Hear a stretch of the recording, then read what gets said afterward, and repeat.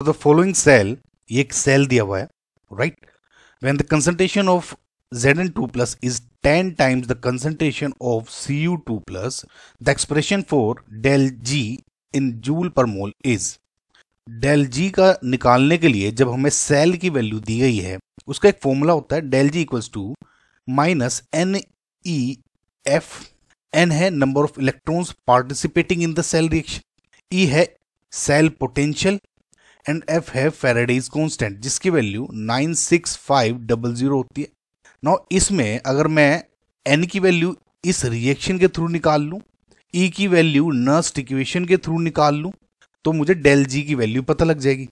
Okay guys, now क्योंकि ये cell दिया हुआ है, we know guys, last video में भी हमने देखा था पार्ट 1 में कि जो ये साल्ट ब्रिज है इसके लेफ्ट साइड में एनोड होती है और बाई कन्वेंशन होता है ये, और राइट साइड में होता है कैथोड। एनोड पे हमेशा ऑक्सीडेशन होता है एंड कैथोड पे हमेशा रिडक्शन होता है, राइट। नाउ इसमें आपने कुछ ऐसा है गाइज, जिसमें एक जिंक की रोड है और इधर कॉपर की रोड है, इधर कॉपर सल्फेट सॉल्यूशन है, इधर जिंक सल्फेट सॉल्यूशन है, एंड ऑब्वियसली यहाँ पे एक साल्ट ब्रिज बना हुआ होगा। इस तरह का सेल है कुछ, है ना, ये कनेक्टेड है। तो इसका मतलब क्या होता है कि इसमें जो जिंक है इसमें पिघल के आयंस की फॉर्म में सॉल्यूशन में मिल रहा है, लेकिन ऑन द अदर हैंड इधर कॉपर सल्फेट सॉल्यूशन से जो Cu2 प्लस है वो इलेक्ट्रॉन्स लेकर कॉपर के ऊपर जमा होता जा रहा है। ये आपकी रिएक्शंस है। सो अगर मैं इसको हाफ सेल रिएक्शन इसकी अलग अलग ड्रॉ कर लूं तो एट एनोड क्या हो रहा होगा कि जो आपका जिंक है उस पर ऑक्सीडेशन होगा, यानी 2 इलेक्ट्रॉन लूज कर दिए इसने, बिकॉज ZnSO4 है एंड ZnSO4 में Zn2 plus and SO4 2 negative ऐसे रिप्रेजेंट करते हैं। And on the other hand at cathode आपका जो Cu2 प्लस है, similarly Cu2 plus and SO4 2 negative 2 electron लेके ये कॉपर में कन्वर्ट हो रहा होगा, राइट। सो ये 2 हाफ सेल रिएक्शंस हो गई। इनको अगर मैं कंबाइन करूं तो आप देख सकते हैं कि 2 इलेक्ट्रॉन्स इसमें पार्टिसिपेट कर रहे हैं। तो ओवरऑल जो इसकी रिएक्शन हो जाएगी कुछ इस तरह हो जाएगी कि Zn plus Cu2 plus Zn2 plus और Cu यहाँ पे आ जाएगा। ये तो रिएक्शन हो गई। तो इस हाफ सेल रिएक्शन को बनाने से आपको N की वैल्यू पता लगी जो कि यहाँ पे क्या है 2, राइट। अब मुझे F पता है, 2 पता है, N पता है, E की वैल्यू मुझे कैलकुलेट करनी है। मैंने बताया आपको नर्स्ट इक्वेशन के थ्रू आपको ये फाइंड करनी होगी। वी नो नर्स्ट इक्वेशन यानी सेल पोटेंशियल या EMF ऑफ सेल क्या हो जाएगा, E नॉट, ई सेल लिख देता हूं उसे, या इसको E नॉट सेल, वैसे सेल लिखे भी वैसे भी काम चल जाएगा, minus 2.303 RT upon NF log Q, right. ना आपको मैं बता दूं, इसको कभी कभी हम डायरेक्ट ऐसे भी लिख देते हैं। बेसिकली Q की वैल्यू है क्या, Q की वैल्यू है जो ये आपकी रिएक्शन आई है तो प्रोडक्ट्स अपॉन रिएक्टेंट होता है। तो इसको मैं अगर यहाँ पे दोबारा इधर लिख दूं कि Q की वैल्यू क्या है, Zn2 प्लस की concentration multiplied by copper divided by Zn की कंसंट्रेशन इनटू Cu2 प्लस की concentration. Now we know because ये सॉलिड स्टेट में है Cu एंड Zn, इनको हम हटा सकते हैं, 1 इनकी कंसंट्रेशन मान ली जाती है, रिप्लेस कर देते हैं इनको 1 से। तो मैं यहाँ लिखूं भी ना लिखूं भी कोई मुझे फर्क नहीं पड़ेगा, ये सिर्फ मैंने समझाने के पर्पज से आपको लिखा था। तो कुल मिला के जो Q की वैल्यू आपकी क्या आ जाएगी, मैं यहीं पे रिप्लेस कर देता हूँ। Q की वैल्यू आप कैसे लिख सकते हैं कि ये concentration of Zn2 plus divided by copper जो आयंस है इनकी concentration. Now guys E naught cell क्या है कि cell potential under standard conditions, right, like 1 atm pressure, 25 degree centigrade. Okay guys, ये हो गया। अब इसमें 1 by 1 आप वैल्यू रखेंगे और आपका आंसर निकालने की कोशिश करेंगे, राइट, E की वैल्यू। नाउ गाइज एक बात मैं आपको एक FYI दे देता हूं, आगे आपको क्वेश्चंस में भी काम आएगा। आपने जनरली देखा होगा जो ये वैल्यू है पूरी 2.303 RT अपॉन F, इसको हम कभी कभी 0.059 से रिप्लेस कर देते हैं। नाउ गाइज ये तभी रिप्लेस होगा अगर हमको या तो आइदर क्वेश्चन में प्रोवाइडेड है, राइट, या फिर हमारा टेम्परेचर आपको रिएक्शन में 25 डिग्री सेंटीग्रेड दिया हुआ है, तब आप इसको 0.059 से रिप्लेस कर सकते हैं। ये आप ध्यान रखें गाइज, अगर नहीं दिया हुआ है टेम्परेचर तो कभी किसी ना किसी वे में आपको इसकी वैल्यू कैलकुलेट करनी होगी और आपको तब आंसर निकालना होगा। सो ई सेल, इससे मेरी क्या वैल्यू निकलेगी, ई नोट सेल आपका दिया हुआ है दैट इज 1.1 वोल्ट, तो आप 1.1 लिख दीजिए, 2.303 RT अपॉन F लिख देता हूं, एंड N की वैल्यू है हमारी 2, ये भी कैलकुलेट करी थी, into log of Zn2 plus upon Cu2 plus. Now we know कि इसमें प्रोवाइडेड क्या है कि जो Zn2 प्लस की कंसंट्रेशन है is 10 times concentration of copper ions, right. So ये हम लिख सकते हैं, तो Zn2 प्लस को आप इसमें रिप्लेस कर सकते हैं 10 Cu2 प्लस आयंस की concentration divide by Cu2 plus हो जाएगा। सो अगर आप इसको देखें, इससे ये कैंसिल आउट हो जाएगा और यहाँ पे प्रोडक्ट में सिर्फ log 10 बचेगा, जो कि ओवरऑल इसकी वैल्यू क्या होती है 1। सो फिलहाल ये आपका वैल्यू आ गई 1, इसको मैं हटा दूं। ओके गाइज, सो ये आपकी वैल्यू है फिलहाल जो कैलकुलेट करके आई है आपकी ई सेल की। अब इसमें आपको वैल्यू रखनी है ना, एफ की वैल्यू हमको 96500 अगर नहीं भी दी हो तो हम डाल सकते हैं, लेकिन अगर आप ऑप्शन में देखें इन्होंने एफ की फॉर्म में आंसर दिया हुआ है, तो फिलहाल मैं इसमें वैल्यू नहीं रख रहा हूं एफ की। ना ई सेल, इस वैल्यू को आप इसकी वैल्यू इसमें पुट कर दें, राइट, और हमारी वैल्यू क्या आएगी, देखिए del G equals to minus N क्या है 2 इंटू एफ, अब ई की वैल्यू रख देता हूं, यानी 1.1 minus 2.303 RT upon 2F, right. इसको अब सोल्व करेंगे तो क्या आ जाएगा, 2F से 2F कैंसिल हो जाएगा, यानी माइनस ये 2F इधर आ जाएगा, 2.2F माइनस 2.303 RT, ये हो गया। अंदर माइनस से मल्टीप्लाई कर दूं मैं तो वैल्यू क्या आ जाएगी डेल जी की आपकी, यहां पे छोटा सा देखिए, ये इस तरह लिख रहा हूं, माइनस 2.2F प्लस 2.303 RT, ये हो गई वैल्यू गाइस। तो अगर आपको फाइनल आंसर है ये, तो अगर आप देखें ऑप्शंस में आपका जो करेक्ट आंसर क्या है सी, माइनस 2.2F, 2.2 है गाइस ये, राइट गाइस। आई होप आपको समझ में आया होगा। नेक्स्ट क्वेश्चन देखते हैं। सो गिवन है आपकी रिडक्शन पोटेंशियल्स दिए हुए हैं सबके, और among the following the strongest reducing agent पूछा है। नाउ गाइस आपको मैं एक चीज बता दूं, जनरली हमको रिडक्शन पोटेंशियल की वैल्यू ही दी जाती है, हालांकि क्योंकि इसमें नहीं दिया हुआ है तो हमें पता कैसे चलेगा कि रिडक्शन पोटेंशियल ही है या ऑक्सीडेशन पोटेंशियल। नाउ अगर मैं इस वैल्यू को साल्ट ब्रिज पे रखूं तो क्योंकि ये रिडक्शन पोटेंशियल है, तो फॉर एग्जांपल ये इधर आ रहा है, यानी Cl2 से Cl नेगेटिव में कन्वर्ट हो रहा है, रिडक्शन हो रहा है। मैंने बताया था आपको, अगर ये इन केस ऑक्सीडेशन होता तो लेफ्ट साइड में आ जाता।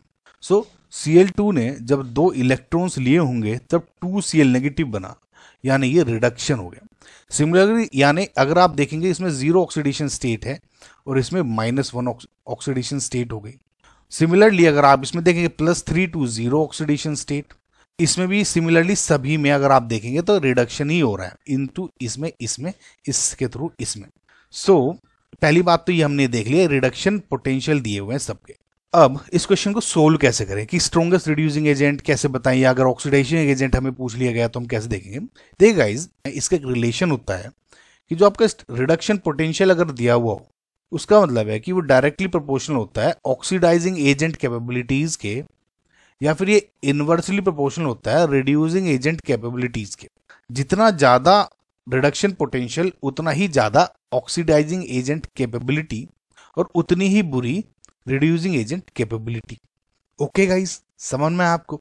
सो इसका मतलब अगर मुझे स्ट्रॉन्गेस्ट रिड्यूसिंग एजेंट बताना है तो इसका मतलब उस जो मेरा ये इलेक्ट्रोड्स हैं, हाफ सेल्स हैं, ये सबसे लोवेस्ट रिडक्शन पोटेंशियल का होना चाहिए।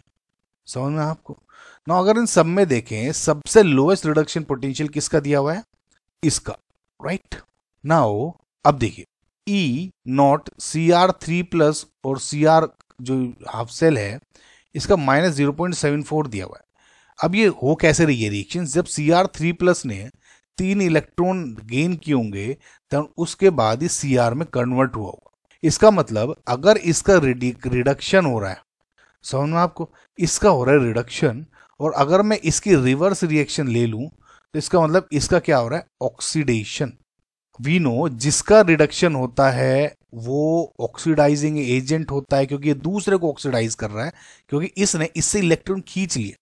और जिसका ऑक्सीडेशन हो रहा है वो रिड्यूसिंग एजेंट अच्छा होता है, बिकॉज ये इसको आसानी से इलेक्ट्रॉन देके इसका रिडक्शन कर पा रहा है। इसका मतलब जो मेरा स्ट्रोंगेस्ट रिड्यूसिंग एजेंट है वो क्या है, Cr। समझ में आपको कैसे बताया मैंने, जितना सबसे कम लोएस्ट रिडक्शन पोटेंशियल उतना ही ज्यादा रिड्यूसिंग एजेंट कैपेबिलिटी। इसका मतलब मेरा ये इसके थ्रू मुझे पता लग गया। अब Cr3+ होगा या Cr होगा, मुझे इसके थ्रू डिसाइड करा कि Cr3+ क्योंकि रिडक्शन करा रहा है तो ये ऑक्सीडाइजिंग एजेंट की तरह बिहेव करेगा, ना कि रिड्यूसिंग एजेंट की तरह। समझना आपको। तो आपका जो करेक्ट आंसर है वो है ए ऑप्शन, यानी Cr। आई होप गाइज आपको समझ में आएगा। नेक्स्ट क्वेश्चन देखते हैं। Given below are the half cell reactions. पहली रिएक्शन दी हुई है, उसका ई नोट दिया हुआ है। उसके बाद ये रिएक्शन दी है, माइंड यू ये ट्वाइस है, यानी ये अगर मैं कंप्लीटली लिखूं तो ये 2Mn3+ 2 इलेक्ट्रॉन इंटू 2Mn2+ ये लिखा है। इसकी जो ई नोट है, सेल पोटेंशियल है, उसका 1.51 दिया हुआ है ना। इसका क्या है, इस रिएक्शन का जो ई नोट होगा वो क्या होगा। अगर आप ध्यान से देखें, अगर मैं फर्स्ट रिएक्शन को सेकंड रिएक्शन को इन्वर्स करके ऐड कर दूं तो मेरी थर्ड रिएक्शन आ जाएगी। कैसे, देखिए, पहला है मेरा Mn2+, 2 इलेक्ट्रॉन जब उसने गेन किए तो Mn में बन गया। इसकी इलेक्ट्रॉन पोटेंशियल है -1.18। अब इसको मैं उल्टा कर देता हूं, यानी 2Mn2+ को दिया मैंने क्या, 2Mn3+ में कन्वर्ट हो गया जब इसने 2 इलेक्ट्रॉन्स दिए होंगे। इसका क्योंकि रिएक्शन उल्टी हो गई तो ये +151 से -1.51 हो जाएगा। ये क्या है, -1.18 है ना, कंफ्यूज मत होइएगा, -1.18 है, ये -1.51 हो गया, रिएक्शन उल्टी कर दी। अब इनको ऐड करेंगे तो 2 इलेक्ट्रॉन से 2 इलेक्ट्रॉन कैंसिल हो गए। अब Mn2+ 2Mn2+ में कन्वर्ट हो गया एंड Mn + 2Mn3+ ये रिएक्शन बन गई। अब देखिए गाइस, इस ओवरऑल जो सेल रिएक्शन है ई नोट वो क्या होगी, क्या मैं इसको डायरेक्ट ऐड कर सकता हूं या नहीं। देखिए, इसके आपको दो आंसर मिल सकते हैं। देखिए गाइस, अगर आप थ्योरेटिकली जाएं तो ई नोट, जो ई नोट आपकी सेल रिएक्शन है, ये आपकी इंटेंसिव प्रॉपर्टी होती है ना। इसको ऐसा क्वेश्चन पिछली वीडियो में आया था, उसमें मैंने डायरेक्ट ऐड कर दिया था। वो क्यों किया था आपको मैं एक्सप्लेन करता हूँ। वही मैं इस क्वेश्चन में बताने की कोशिश कर रहा हूँ, क्योंकि एक स्टूडेंट ने पिछली वीडियो में पूछा था कि ये ऐसा क्यों किया था। तो मैंने हालांकि उसमें लिख दिया था, उस कमेंट में आंसर दे दिया मैंने, लेकिन इसमें सोचा कि आपको एक्सप्लेन ही कर दूं। देखिए, ई नोट क्योंकि इंटेंसिव प्रॉपर्टी है तो ये नॉन एडिटिव होती है। मतलब अगर मैं रिएक्शन ऐड किया तो मैं इसकी यानी -1.18 ओवरऑल अगर मैं देखूँ तो -1.88 -1.51 इस तरह ऐड नहीं कर सकता। समझ में आ रहा आपको, इस तरह मैं ऐड नहीं करूंगा क्योंकि ये इंटेंसिव प्रॉपर्टी है और ये नॉन एडिटिव होती है। What I can do here, मतलब जो अगर मैं बिल्कुल ही कंसेप्चुअली जाऊं, होता क्या है, मैं डेल जी के थ्रू देखता हूं इस रिएक्शन को। अब देखिए, आप थोड़ा कंफ्यूजन हो रहा होगा, अब देखिएगा पहले। अगर मैं आपको जस्ट एक पॉइंट दे दूं, अगर इलेक्ट्रॉन्स दोनों रिएक्शन में सेम है तो आप डायरेक्ट ऐड कर दें, आपका आंसर सही आएगा। ठीक है, क्वेश्चन है कि अगर ये डिफरेंट हो तब क्या करें, तब आप डायरेक्ट ऐड नहीं कर सकते, तब गलत आएगा।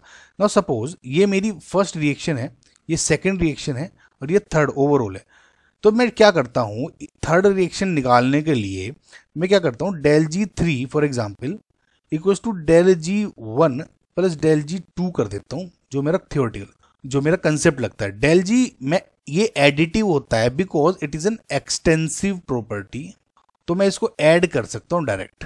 अब इससे क्या होगा, ΔG क्या होता है, -NEF, तो वैल्यू रखें, ΔG क्या हो जाएगी, -N3E3F आ जाएगी, E3E0 लिख देता हूँ, F कांस्टेंट है, इक्वल्स टू -N2E2 एंड इधर -N1E2, ये सॉरी ये 2 लिख दो तो 1 लिख दो तो कंफ्यूजन नहीं होगा आपको, है ना।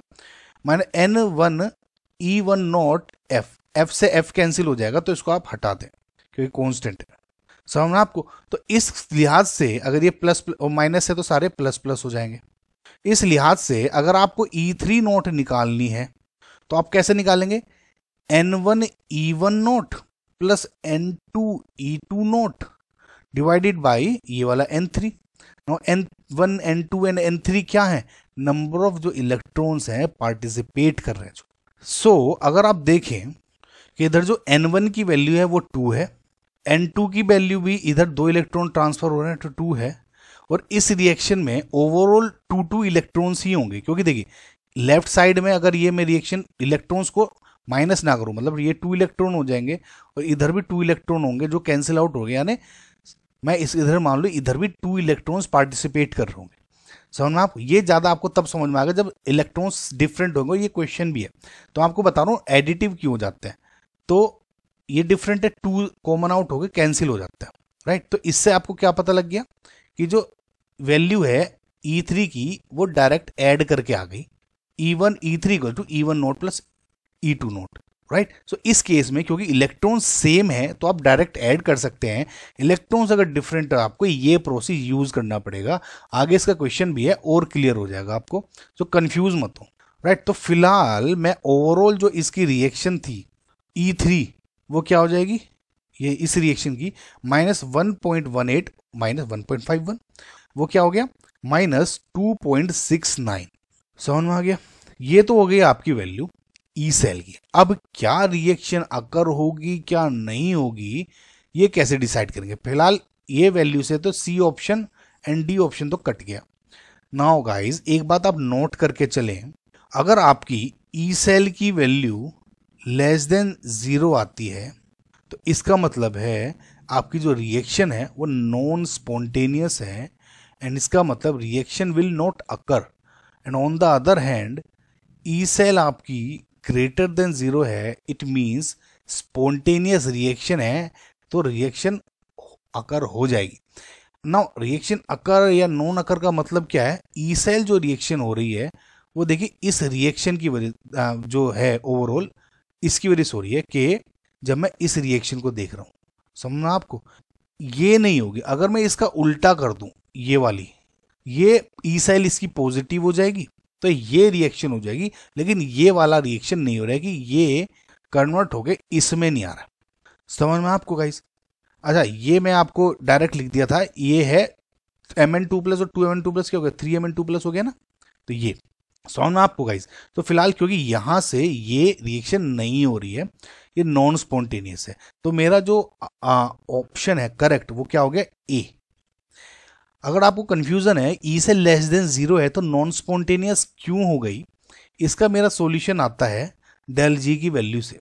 We know guys del G naught equals to -NF E naught cell होता है, या del G equals to -NF भी लिख सकते हैं ई सेल।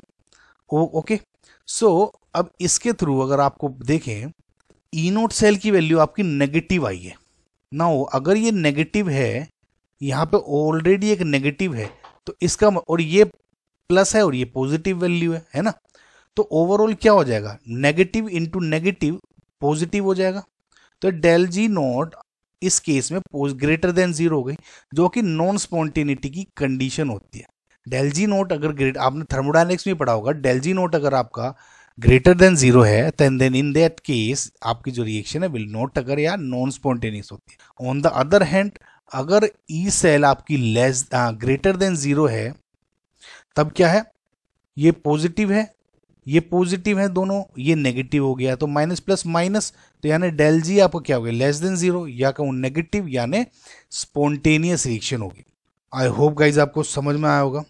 सिमिलरली एक बात, अब क्योंकि यहाँ तक पहुंच ही गए हैं तो एक चीज आपको के की वैल्यू का रिलेशन बता दूं, आगे काम आएगा। Del G naught again -NRT ln k के इक्वल भी होता है, राइट। नाउ अगर ये ग्रेटर देन 0 है यानी non spontaneous reaction, in that case अगर आप देखें ln k क्या हो जाएगा लेस देन 0, माइनस की वजह से इधर साइन चेंज हो जाएगा, या फिर मैं क्या हूँ k इज लेस देन 10⁻0 या फिर k लेस देन e की पावर 0, ln तो यहाँ e की पावर 0 हो जाएगा, तो मैं इसे हटा देता हूँ कभी कंफ्यूज हो जाए आप। सो k क्या आ जाएगा लेस देन 1। तो अगर k लेस देन 1 है तो इन दैट केस रिएक्शन भी नॉन स्पॉन्टेनियस हो गई। हाँ अगर ये रिवर्स कर दूंगा तो ये लेस देन 0 हो गई तो ये ग्रेटर देन k हो जाएगा, और इन दैट केस आपकी रिएक्शन स्पॉन्टेनियस हो जाएगी, समझ में या फिजिबल हो जाएगी। तो ये था आपका ए। सो करेक्ट आंसर जो आपका है is A option. Next question देखते हैं। The equivalent conductance of NaCl at concentration C and at infinite dilution are lambda C and lambda infinite respectively. The correct relationship between lambda C and lambda infinite is given as, अब क्या है, B constant है। अब आपको guys ये formula देखते ही आपको एक जो ऑप्शंस देखते फॉर्मूला याद आ गया होगा। फॉर्मूला क्या है आपका, डेबी हकल ओनसेगर थ्योरी आपको पता होगी, डेबी हकल ओनसेगर थ्योरी। नाउ इसका मतलब क्या है, ये बेसिकली स्ट्रॉन्ग इलेक्ट्रोलाइट्स के लिए थ्योरी बनी हुई है। स्ट्रॉन्ग इलेक्ट्रोलाइट्स की जो कंडक्टेंस की डेटा होती है, कंडक्टेंस का, राइट, जो यहां दिया हुआ है ना लैम्डा, तो जो कंडक्टेंस का डेटा है, मोलर कंडक्टिविटी या इक्विवेलेंट कंडक्टिविटी को किसका, स्ट्रॉन्ग इलेक्ट्रोलाइट्स का, ये ध्यान रखिएगा, वो दिया जाता है इस डिबाई हकल ओनसेगर थ्योरी से। अगर ये वीक इलेक्ट्रोलाइट हो रहा, अब मुझे स्ट्रॉन्ग क्यों पता है, क्यों, बिकॉज NaCl है और ये कॉमन है कि NaCl is a strong electrolyte, समझना आपको। सो इस थ्योरी के अकॉर्डिंग फॉर्मूला क्या होता है कि lambda C equals to lambda infinite minus B under root C, जहां पे लैम्डा C क्या होता है, लैम्डा C है आपका equivalent conductance at concentration C, lambda infinite क्या है, equivalent conductance at infinite dilution. Infinite dilution का मतलब क्या है कि जब कंसंट्रेशन आपकी मतलब बस जीरो ही हो गई, आपने इतना ज्यादा डाइल्यूट कर दिया सॉल्यूशन कि आप उसमें जो मेन आपका इलेक्ट्रोलाइट है वो नाम मात्र का रह गया। समझ रहे कैसे, जैसे सपोज इनफाइनाइट, जैसे कैसे हो गया स्ट्रॉन्ग इलेक्ट्रोलाइट कि अभी आपने C कंसंट्रेशन डाला था 10 ml में, उसके बाद उसी को C को आपने 100 ml में डाल दें या 1000 ml में डाल दें, 1 लीटर में डाल दें, 1000 लीटर में डाल दें, इस तरह से मतलब C बस नाम मात्र की रह गई टेंडिंग टू जीरो, उसको आप इनफाइनाइट डाइल्यूशन बोलते हैं। उसका फॉर्मूला ये दिया है, C कंसंट्रेशन है, L क्या, इक्विवेलेंट कंडक्टेंस, इक्विवेलेंट या molar conductance at infinite dilution, lambda C equivalent या molar conductance at concentration C। Now B जो है आपका, दिस इज अ कांस्टेंट, और इसकी जो वैल्यू है वो बेस्ड होती है टाइप ऑफ इलेक्ट्रोलाइट पे।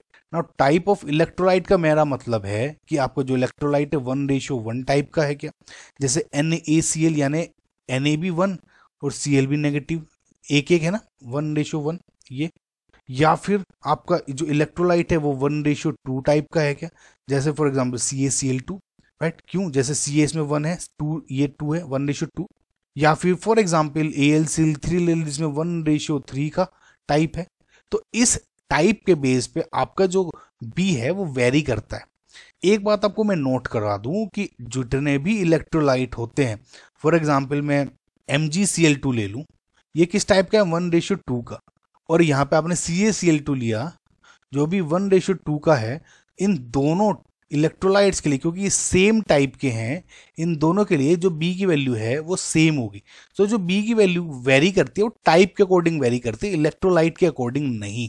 आई होप आपको समझ में होगा। सो ये बेसिकली जो लैम्डा C लैम्डा होगी वैल्यू, इस पे फिलहाल तो आपको जो आंसर आ गया वो C ऑप्शन हो ही गया, राइट गाइस। नो इतना क्योंकि आपने देख ही लिया, तो एक पॉइंट आपको ऐड और करा दूं, कभी कभी इस पे ग्राफ भी पूछा जा सकता है। अगर आप इस थ्योरी को कंपेयर करें y equals to mx plus c से, स्ट्रेट लाइन की इक्वेशन से, तो जो ये ग्राफ बनेगा कुछ इस टाइप का बनता है, राइट, कुछ इस टाइप से बनेगा, यानी लैम्डा C y हो गया, x क्या हो गया, √c, तो जो स्लोप होगा इसका m स्लोप, वो क्या हो जाएगा, b की वैल्यू के इक्वल होगा, और जो ये वाली वैल्यू है इंटरसेप्ट, वो आपका इनफाइनाइट हो जाएगा। तो आपकी वैल्यू पूछी जा सकती है इस तरह से, राइट, तो ध्यान रखिएगा। तो फिलहाल आपका ऑप्शन हो गया C। नेक्स्ट क्वेश्चन देखते हैं। Galvanisation is applying a coating of, ये गाइस ये सभी को पता है, जो गैल्वेनाइजेशन है is the process of applying a protective zinc coating, किस पे, या तो स्टील पे या आपकी आयरन की होती है, इस पे जब आप जिंक की प्लेट जो कवरिंग कर देते हैं, परत चढ़ा देते हैं, उसको आप गैल्वेनाइजेशन कहते हैं। बेसिकली जिंक क्यों चढ़ाते हैं, इसके कई सारे रीजन हो जाते हैं, बहुत सारे रीजंस हैं कि कभी कभी क्या कह सकते हैं कि जो जिंक है ये स्टेबल ज़्यादा रहता है। स्टेबल किसके अगेंस्ट, कोरोसिव एक्शंस के, कोरोजन इस पे बहुत सालों में लगेगा। मतलब अगर आपकी आयरन रोड है, ये आयरन रोड है ना, ये रोड है बेसिकली।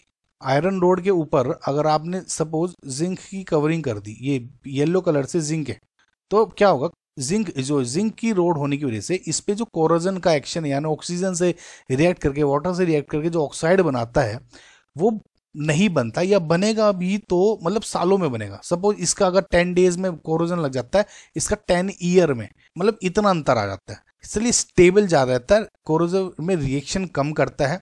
और 2-3 रीजंस और होते हैं कि जो इसकी परत चढ़ती है वो टूटती बहुत टाइम में है, मतलब टूटती नहीं, ये जल्दी, समझ रहे हैं आप कैसे मैं कह रहा हूँ, मतलब ये ब्रेक नहीं होगी कवरिंग। बहुत बार क्या होगा, सपोज जैसे इसके ऊपर क्योंकि कवरिंग करी है, आपका आयरन गिर गया, कुछ हो गया, तो टूटती नहीं है, ब्रेक नहीं होगी। और दूसरी बात और है, ये बहुत जल्दी कवर भी कर जाती है। सपोज नॉर्मली एक मेथड होता है कि जिंक को आप पिघला देते हैं, जिंक लिक्विड फॉर्म में है, आयरन रोड को आप इसमें क्या करते हैं, डाल देते हैं। तो आयरन रोड डाल के सिंपल ये क्या होता है, कवर इसकी तरफ चिपक जाता है खुद से। तो इस वजह से भी इसको ले लेते हैं, क्योंकि इसमें ज़्यादा मेहनत करनी नहीं पड़ती। तो काफ़ी सारे रीजंस होते हैं गाइज। मेनली आप ये समझे कि गैल्वेनाइजेशन में जिंक की आप जो कोटिंग है वो करते हैं, राइट। तो सी आपका ऑप्शन सही है। नेक्स्ट क्वेश्चन देखते हैं। Resistance of 0.2 molar solution of an electrolyte is 50 ओम। देखिए गाइज, एक 0.2 मोलर सॉल्यूशन है इलेक्ट्रोलाइट का, उसका जो रेजिस्टेंस है वो 50 ओम दिया हुआ है। The specific conductance of the solution is 1.4 siemens पर मीटर। सो स्पेसिफिक कंडक्टेंस के या कप्पा जो भी लिखते हैं आप, 1.4 दी हुई है। Resistance of same solution of same electrolyte is 280 ohm. The molar conductivity of 0.1 molar solution of electrolyte in Siemens meter square per mole is। Now guys, इसमें क्या है, एक तो सॉल्यूशन आपका ये है कि जिसमें 0.2 मोलर सॉल्यूशन है जिसका रेजिस्टेंस 50 ओम है और कप्पा की वैल्यू दी है 1.4। एक दूसरा सॉल्यूशन है 0.5 मोलर सॉल्यूशन है जिसका जो रेजिस्टेंस है आर की वैल्यू 280 ओम दी हुई है। तो इस सॉल्यूशन की आपको बेसिकली मोलर कंडक्टिविटी बतानी है ना, लैम्डा एम की वैल्यू बतानी है। अब कैसे करेंगे, देखिए गाइस, सबसे पहले क्योंकि मुझे लैम्डा एम है, मोलर कंडक्टिविटी निकालनी है, तो मुझे फॉर्मूला देखता हूं और उसमें चेक करने की कोशिश करता हूं मेरे पास क्या है और क्या नहीं है। राइट नाउ लैम्डा एम, देखिए ये दो कंडीशन हो गई, केस 1 एंड केस 2, इसको आप बॉक्स में डाल दें फिलहाल। अब लैम्डा एम अगर मैं इस केस में देख रहा हूं, यानी मोलर कंडक्टिविटी का फॉर्मूला क्या होगा, specific conductance divided by molarity into 1000। Now इसमें गाइज बेसिकली क्या है, ये केस 2 है और ये केस 1 है। अब मैं अच्छा ऐसे लिख देता हूँ, R1 K1 R2 K2 ऐसे लिख देता हूँ, है ना, तो ज्यादा अच्छा रहेगा। तो मुझे ये K2 की वैल्यू K2 अपॉन M2 है, ये M2 है और ये M1 है, ऐसे ज्यादा सही रहेगा। ठीक है गाइज। नाउ लैम्डा एम हो क्या हो जाएगा, K2 अपॉन M2 तो 1000 फॉर्मूला लग जाएगा। M2 मुझे पता है 0.5 है, K2 की वैल्यू नहीं पता है, कप्पा 2 यानी स्पेसिफिक कंडक्टेंस जो इसकी होगी दूसरे सॉल्यूशन की वो मुझे नहीं पता है। वो अगर मैं निकाल लूँ तो मेरा लैम्डा एम की वैल्यू निकल जाएगी। समझ रहे हैं आपको। नाउ K2 कैसे निकालूंगा, इसकी वैल्यू होती क्या है, इसका वैल्यू है 1/R अपॉन L/A की वैल्यू होती है। समझ आपको। और ये कैसे निकलती है आपको, अगर आपको आइडिया नहीं है, मैं आपको हल्का से जल्दी जल्दी बता देता हूँ। देखिए आपने फिजिक्स में ये तो पढ़ाई होगा ना, R equals to rho L/A। R क्या है, रेजिस्टेंस, रो क्या है, स्पेसिफिक रेजिस्टेंस। सो ये वैल्यू है, साथ ही साथ रो की वैल्यू क्या होती है, 1/K या 1/ कप्पा, यानी specific resistance is equals to 1/ specific conductance.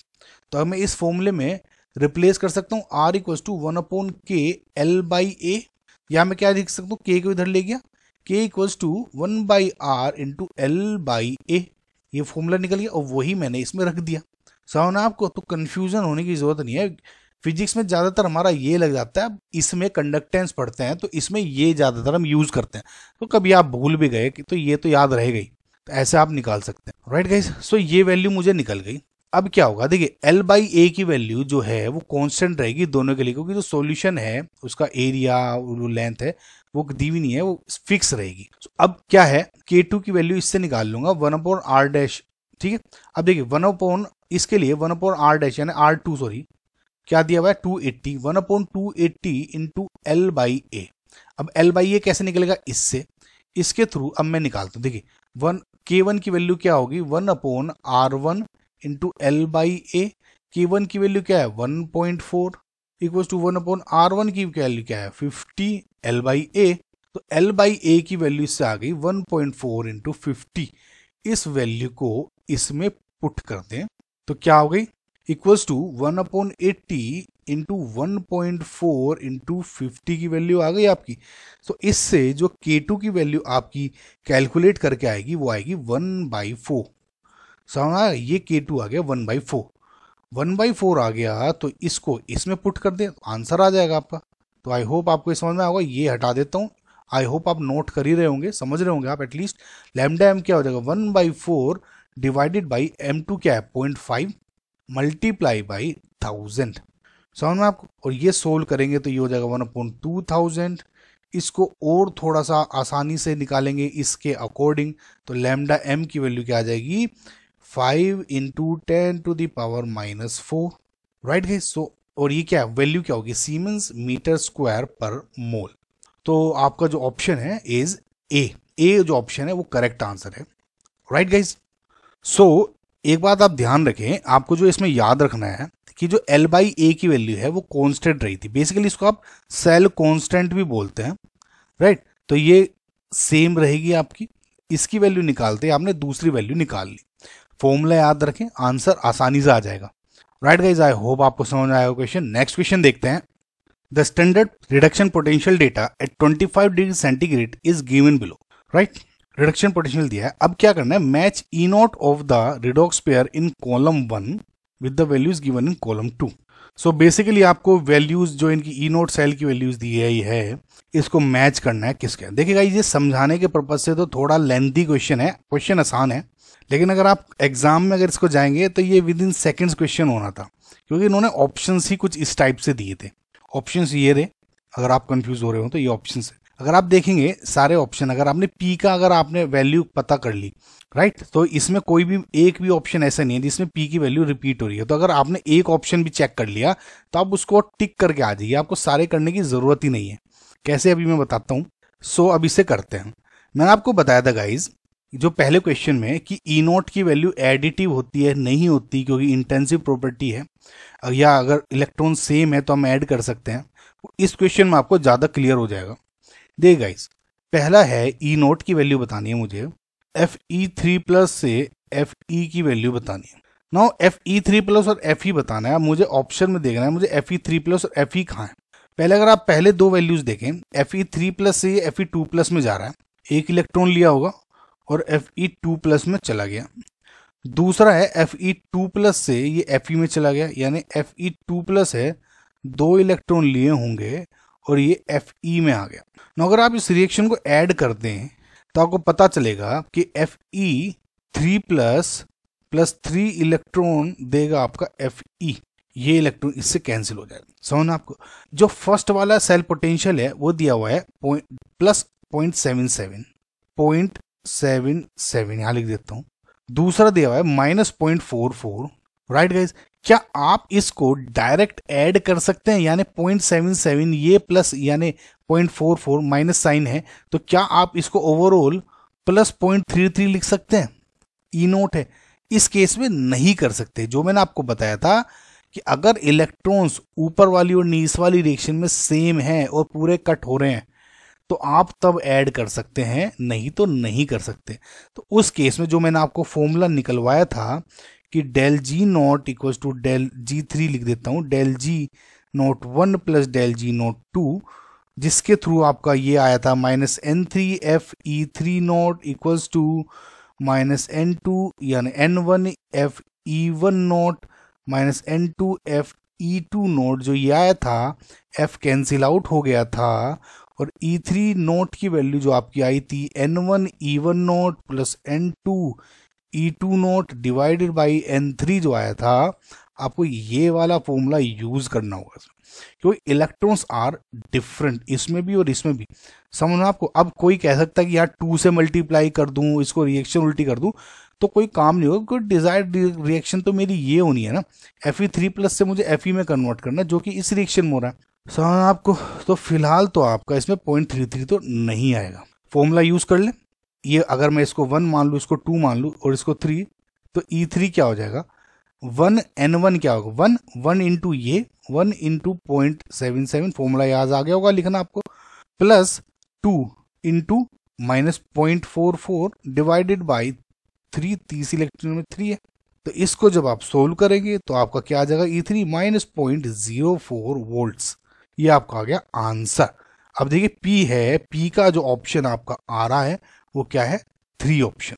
तो अगर आप देखेंगे जैसे ही आपने कैलकुलेट कर लिया, P की वैल्यू 3 आ गई, ये आगे आप डी ऑप्शन पे आंसर टिक करके आ जाएं और आगे बढ़े।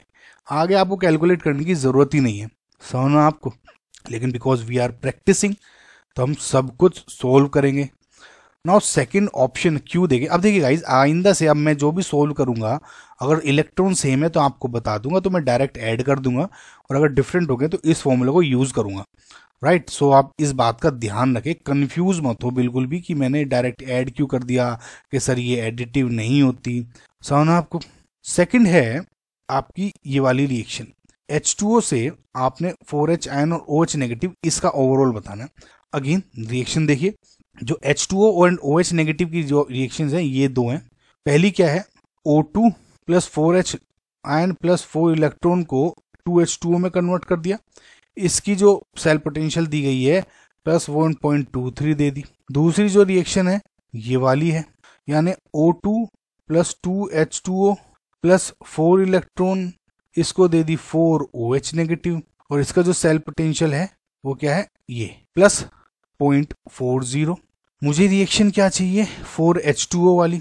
तो अब आप क्या करें, जो पहली रिएक्शन है इसको उल्टा कर देता हूं, तो देखिए क्या आ जाएगा, 2H2O ये वाली रिएक्शन को प्रोवाइडेड क्या देगा ये एरो में, 2O2 plus 4H ion plus 4 electron, और जो सेल पोटेंशियल है जो कि यहाँ प्लस 1.23 था, यहाँ पे माइनस 1.23 हो जाएगा, समझना। अब इसको ऐड कर दे आप, सिंपल ऐड करेंगे तो आप क्या पाएंगे, ये वाली मैंने उल्टी कर दी रिएक्शन, इसको हटा देता हूँ ताकि कंफ्यूजन ना हो, माइनस आ गया साइन, इधर प्लस था। तो अब देखिए मैंने सिर्फ और सिर्फ गाइज ये ऐड इसलिए किया है ताकि मुझे ये रिजल्ट मिल सके, देख रहे हैं आप क्यू ऑप्शन में। अब क्या है, ऐड कर दें, अब ये O2 से O2 गया, 4 इलेक्ट्रॉन से 4 इलेक्ट्रॉन चले गए, तो 2O2 4H2O आ गया, इधर क्या आ गया मेरा 4OH नेगेटिव और 4H पॉजिटिव आ गए।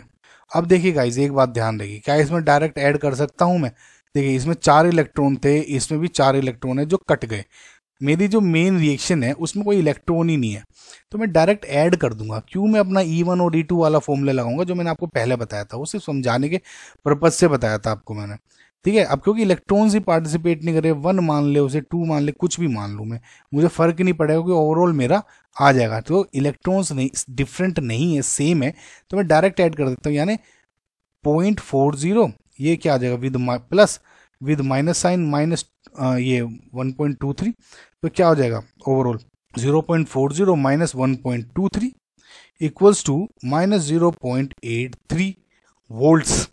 और ऑप्शन क्या है आपका चौथा, क्यू का 4 है, मैच कर रहा है ये। आई होप आपको समझना होगा ये। स्टिल मेरा भी आंसर डी ही है, वैसे भी डी ही रहेगा। अगला ऑप्शन देखते हैं। देखिए इस क्वेश्चन को करने से आपको गाइज हर एक टॉपिक का आइडिया हो जाएगा कि किस केस में मुझे ईएमएफ डायरेक्ट ऐड करने, किस में वो फॉर्मूला यूज करना है डेल जी वाला, और किस केस में डायरेक्ट में यूज कर सकता हूँ। अभी पहले ऑप्शन में मैंने आपको दिखाया क्योंकि इंटेंसिव प्रॉपर्टी है ई, और जो नंबर ऑफ इलेक्ट्रॉन्स हैं वो डिफरेंट थे, और जो मेरी ये हाफ सेल रिएक्शन थी इसमें भी एक इलेक्ट्रॉन आ रहा था, तो इसका मतलब मैंने उससे 3 इलेक्ट्रॉन्स आ रहे थे टू बी मोर स्पेसिफिक, तो मैंने उसमें ईएमएफ वाला डेल जी वाला फॉर्मूला लगा दिया था। इसको ये देखा कि क्योंकि इलेक्ट्रॉन सेम थे और जो मेरी ओवरऑल रिएक्शन आई उसमें कोई इलेक्ट्रॉन नहीं था, तो मैं डायरेक्ट इसको ऐड कर सकता था, राइट। ये समझना आपको। ना तीसरे ऑप्शन में आपको एक इंटेंसिव प्रॉपर्टी जो ई है उसका एक और एडवांटेज पता लगेगा, वो क्या है वो देखिए। ये क्वेश्चन बहुत ही इंपॉर्टेंट है गाइज, और आपको ये सॉल्यूशन कहीं नहीं मिलेगा जिस तरह से मैं बता रहा हूँ आपको। अब देखिए पहला है, ये जो आर है वो बेसिकली ये दी हुई है। अब Cu2+ हो, ये मुझे इसको यूज करना पड़ेगा। तो पहला क्या है कि Cu2+ ने 2 इलेक्ट्रॉन्स लिए होंगे तब Cu दिया है, और इसका जो 0.34 है आपका ई नोट है वैल्यू है, राइट। अब जो दूसरी रिएक्शन है वो ये है कि Cu+ ने एक इलेक्ट्रॉन लिया होगा और Cu में कन्वर्ट हो गया, जिसकी है ई नॉट 0.52। ना मुझे फाइनल जो वैल्यू चाहिए वो चाहिए Cu2 प्लस और Cu प्लस दे रहा है, समझ आपको। अब Cu प्लस मेरा लेफ्ट हैंड साइड में है, Cu इधर ये है, तो मैं एक काम करता हूं। अब देखिए गाइस जो मैं कर रहा हूं, अब ध्यान दीजिएगा आपको। मैंने क्या किया, 2 से इसको मल्टीप्लाई कर दिया इस रिएक्शन को। अब ओवरऑल अगर ये रिएक्शन देखूंगा 2Cu प्लस है, 2 इलेक्ट्रॉन और 2Cu। अब इस सेल का जो ई नॉट होगा वो क्या होगा, 2 इंटू 0.52 होगा या सिर्फ 0.52 होगा। अब ये बताइए 2Cu है, ये सिंपल होगा 0.52। देखिए गाइज आपको एक चीज बताता हूँ, जब भी आपकी हाफ सेल रिएक्शन है, आप बैलेंस आउट करने के लिए जब भी 2 से मल्टीप्लाई, इंटीजर से मल्टीप्लाई करते हैं, तो जो ईएमएफ है आपकी वो मल्टीप्लाई नहीं होगी, समझ रहे हैं आपको। बिकॉज गाइज जो ई नोट है ये आपकी इंटेंसिव प्रॉपर्टी है, एंड इंटेंसिव प्रॉपर्टी वो चेंज नहीं होगी, कितनी बार आपकी रिपीट हो रही है रिएक्शन। हाँ अगर यहाँ डेल जी या डेल एच कुछ वैल्यू होती जो हम थर्मोकेमिस्ट्री में पढ़ते हैं, उस केस में आप मल्टीप्लाई कर देते हैं, समझा। लेकिन इस केस में मल्टीप्लीकेशन नहीं होगी, ये बात ध्यान रखिएगा, ये बहुत इंपॉर्टेंट पॉइंट है, राइट। अब मैं क्या करूंगा, इसको हटा देता हूं, ये हो गया। ईएमएफ पे कोई फर्क नहीं पड़ा, इसका ई नोट 0.52 ये है, 2 से मल्टीप्लाई कर। हाँ बस समझे ना गाइस, अब एक्सटेंसिव प्रॉपर्टी होती है जैसे डेल एच या डेल जी यहाँ दी हुई होती है अगर, तब उसमें 2 इंटू हो जाता। सपोज डेल एच की वैल्यू 0.52 होती, तब आप 2 इंटू कर देते, क्योंकि अगर यहाँ 2 से मल्टीप्लाई किया, 3 से मल्टीप्लाई करते तो 3 इंटू, हाफ से मल्टीप्लाई करते तो हाफ हो जाता। लेकिन क्योंकि यहाँ ई है जो कि एक इंटेंसिव प्रॉपर्टी, यहाँ मल्टीप्लीकेशन नहीं होगी। अब देखिए क्या मुझे ये लाने के लिए, अब मैं अगर इस रिएक्शन को रिवर्स कर दूं, यानी ये रिएक्शन 2Cu और यहाँ क्या हो जाएगा 2Cu प्लस और 2 इलेक्ट्रॉन्स। अब क्योंकि ये रिवर्स हो गया, उल्टी रिएक्शन हो रही है, तो साइन तो चेंज हो जाएगा, यानी -0.52। समझ में आपको, ये हटा देता हूँ। अब इस दो रिएक्शन को, ये तो पहली थी, हमने जो भी चेंजेस किए सेकंड रिएक्शन में किए थे इस वाली में, है ना। अब इसको आप डायरेक्ट अगर ऐड कर दें तो आप देखिए क्या मिलता है हमें, 2Cu है, एक ये Cu है, तो यहाँ पे एक Cu आ जाएगा, माइनस हो जाएगा। देखिए आप अगर आपकी कंफ्यूजन हो रहा है तो मैं इसको लिख के दिखा दूंगा आपको, तब समझ में आ जाएगा। देखिए Cu2 प्लस है, तो Cu2 प्लस मैंने डायरेक्ट लिख दिया, यहाँ 2Cu है, यहाँ 2Cu लिख दिया, 2 इलेक्ट्रॉन से 2 इलेक्ट्रॉन कैंसिल आउट हो गया, और यहाँ पे क्या हुआ 2Cu प्लस और एक Cu आ गया।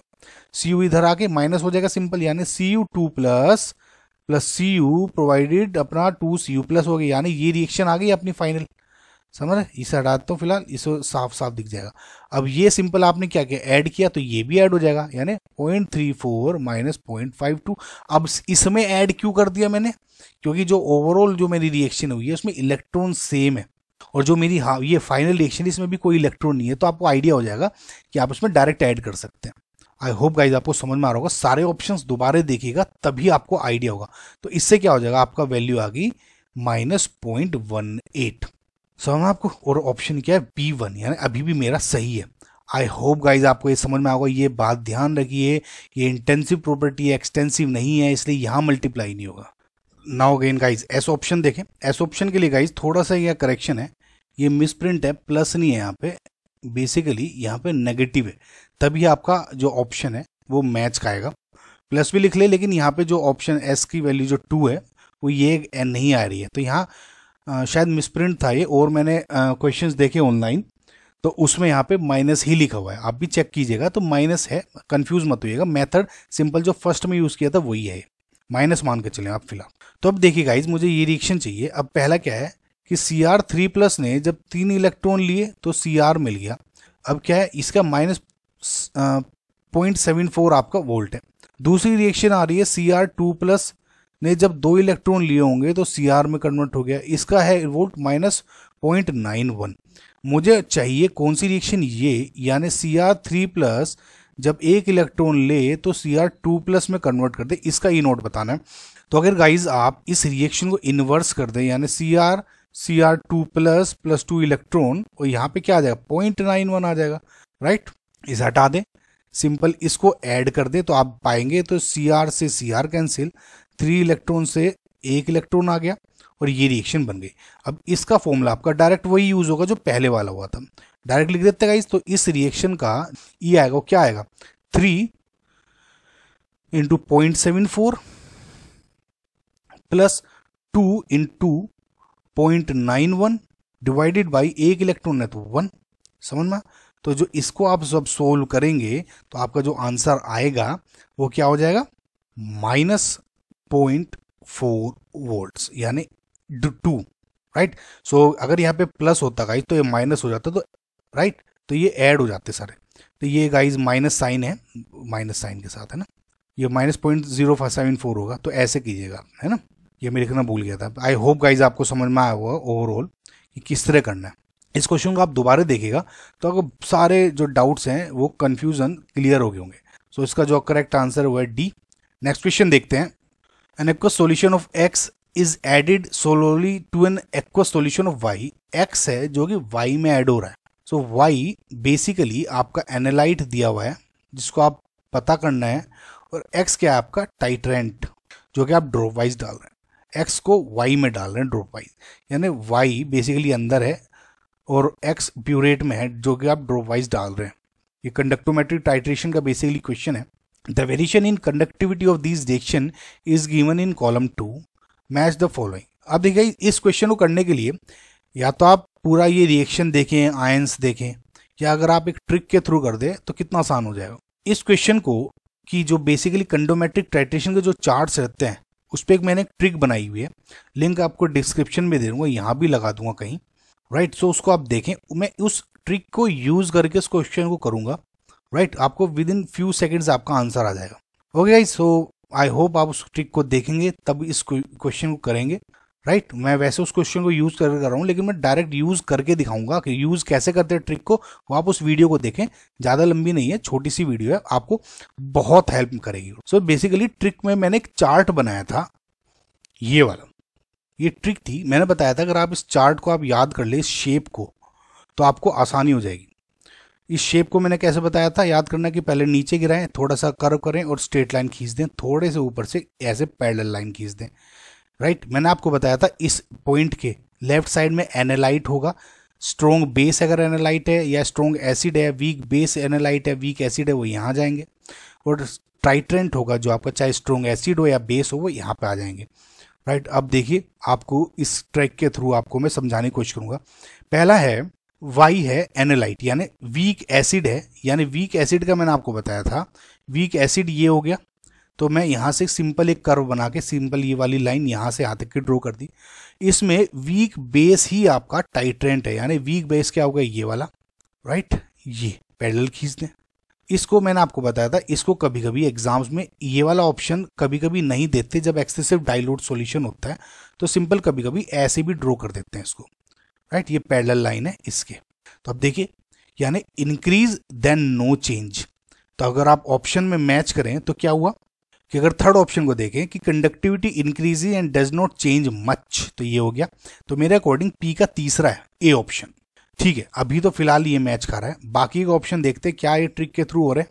दूसरा है वाई ऐड हो रहा है, वाई में ऐड कर रहे हैं एक्स, ये है बेसिकली गाइस प्रेसिपिटेशन वाला कर्व है, कंडक्टोमेट्रिक टाइट्रेशन वाला नहीं है। तो बेसिकली इसमें क्या करते हैं हम, जब भी आप दो सॉल्यूशन साल्ट के ऐड करते हैं तो हमेशा आपका ग्राफ जो है वो यही वाला बनेगा, यूं और यूं। क्यों? देखिए पहले तो कोई चेंज नहीं होता, फिर उसके बाद इंक्रीज हो जाता है सडनली। वो क्यों होता है? क्योंकि दोनों साल्ट्स हैं ये वाले, जब KI और AgNO3 जब रिएक्शन कर रहे होंगे तब ये क्या होगा, AgI बना रहा है प्लस KNO3 बना रहा होगा। ओके गाइस, तो इनिशियली आप देखिए 0.01 मोलर कंसंट्रेशन इसकी है, या कि ये लिमिटिंग रिएजेंट है, ये लेस क्वांटिटी में है, ये 0.1 दिया हुआ है, ये ज़्यादा क्वांटिटी में है। हो गाइस, तो स्टार्टिंग में जब ये रिएक्शन हो रही है तो जब तक ये खत्म नहीं हो रही तो जितनी भी कंडक्टिविटी सॉल्यूशन की होगी उसमें कोई इंक्रीमेंट या डिक्रीज नहीं होता, कुछ भी, वो सेम रह जाती है, राइट। क्यों? AgCl जो भी AgI बन रहा है वो प्रेसिपिटेट हो रहा है, सो नीचे बैठ जा रहा, कोई एक्स्ट्रा सोल्यूबिलिटी नहीं आ रही होती।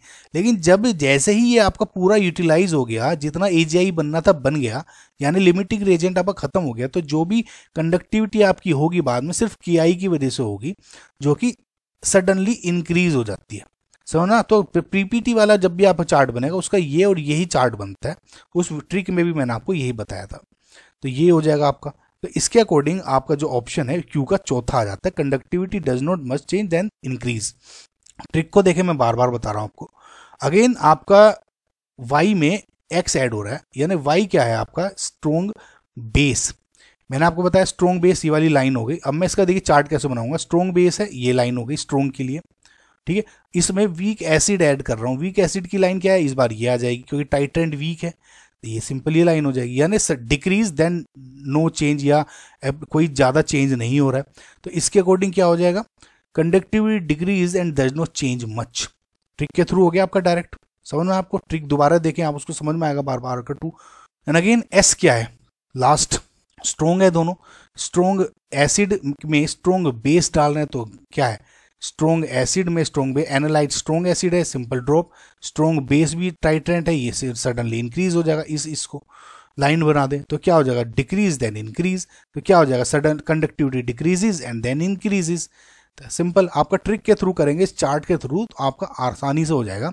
उस ट्रिक को देखें guys, with in second solve करेंगे, आपको ये चार्ट समझ में आ गया तो समझ आप।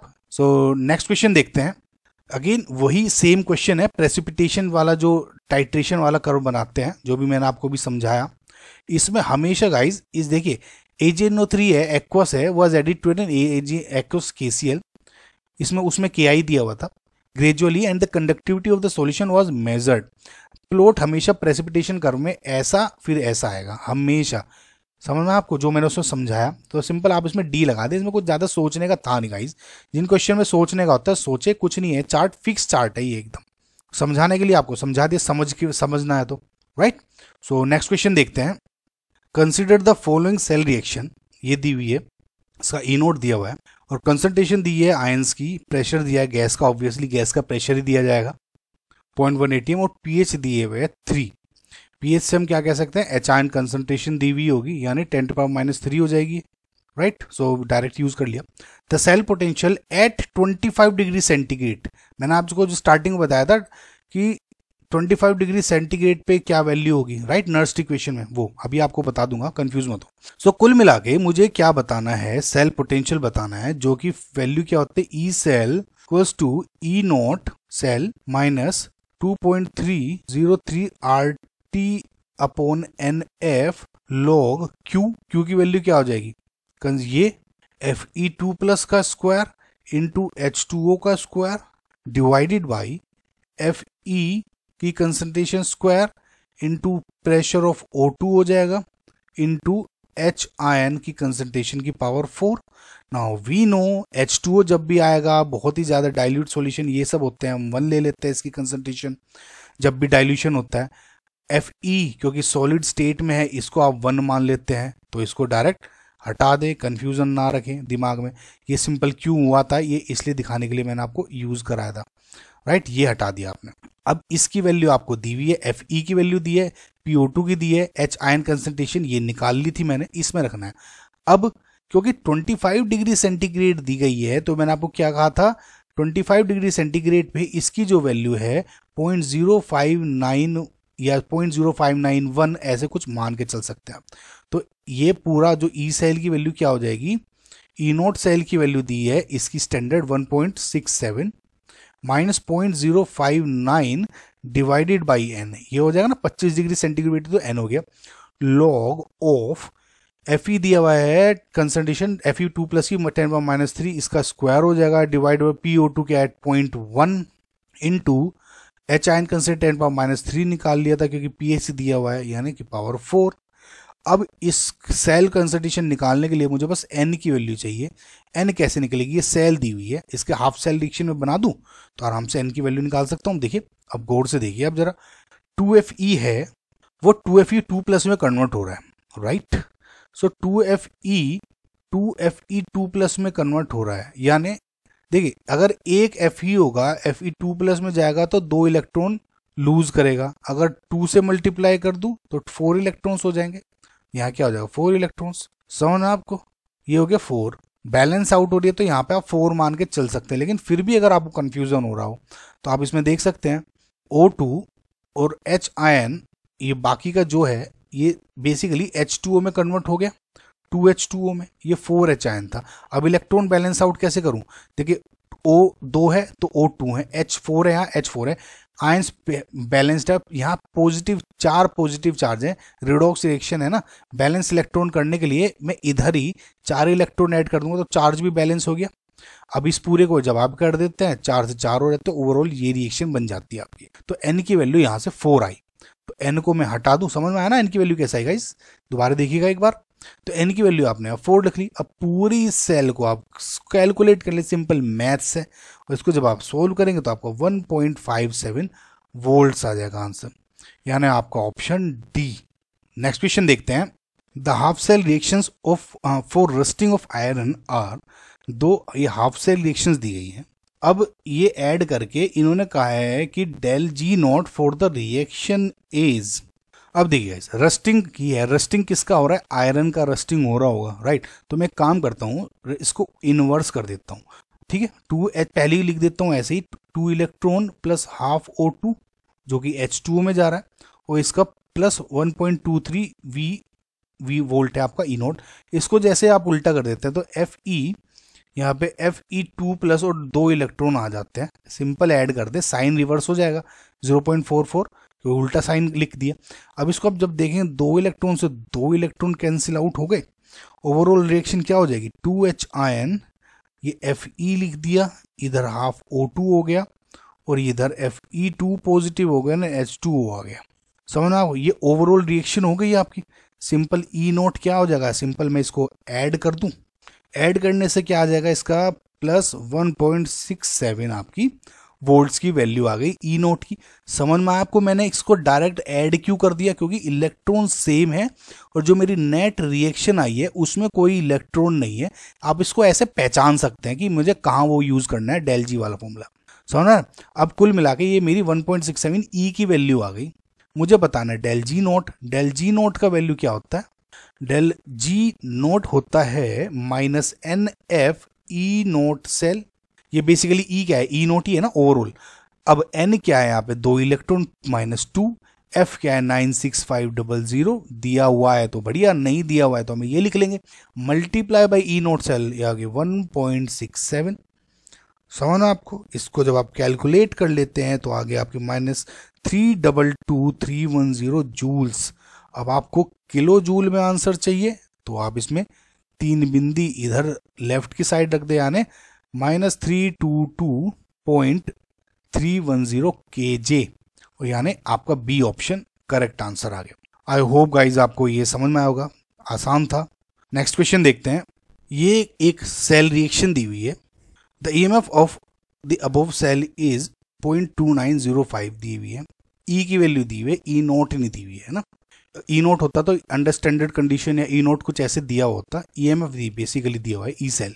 तो इक्विलिब्रियम कांस्टेंट बताना है सेल रिएक्शन का। देखिए गाइस, इक्विलिब्रियम कांस्टेंट पता करने के लिए फॉर्मूला क्या लगता है, E naught equals to 0.059 upon N log k, ये फॉर्मूला लगता है। समझना आपको वैल्यू, ठीक ना। इस फॉर्मूले में ई नोट की वैल्यू मुझे पता लग जाए और एन की वैल्यू पता लग जाए तो के की वैल्यू आसानी से निकल सकती है।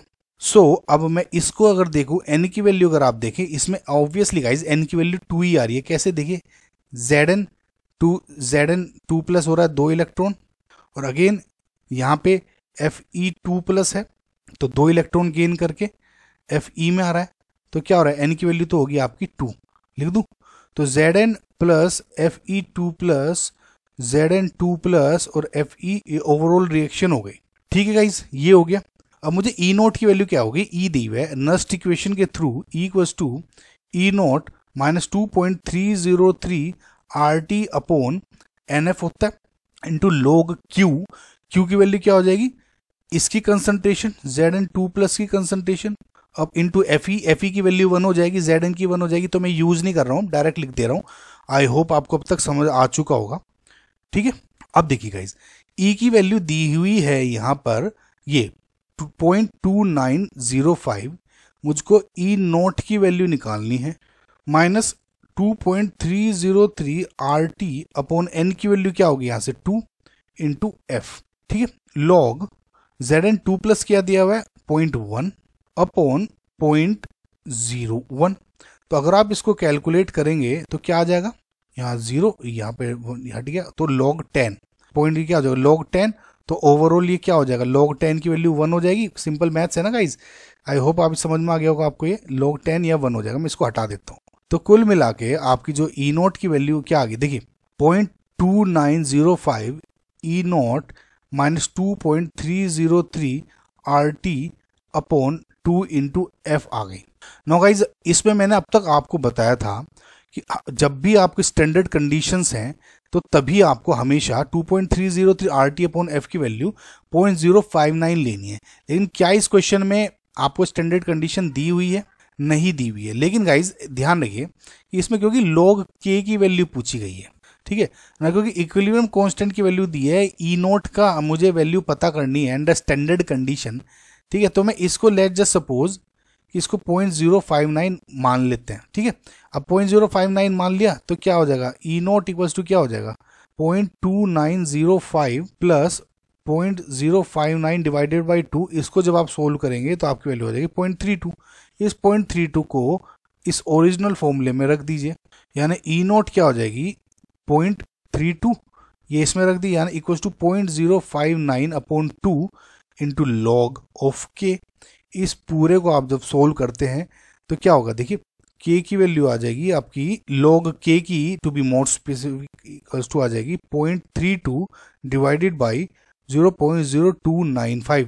इसको डिवाइड करते हैं तो ये आ जाएगा 0.0295, ठीक है। तो k की वैल्यू इससे क्या आ गई 10 टू दी पावर, क्योंकि 10 बेस पे है, 0.32 डिवाइडेड बाई 0.0295, ठीक है। और जो आपका ऑप्शन है B is your correct answer, ठीक है। नाउ इसमें गाइज आपको ऑब्वियसली कंफ्यूजन हो सकता है कि इसमें 0.059 क्यों लिया, अब तक नहीं लिया था।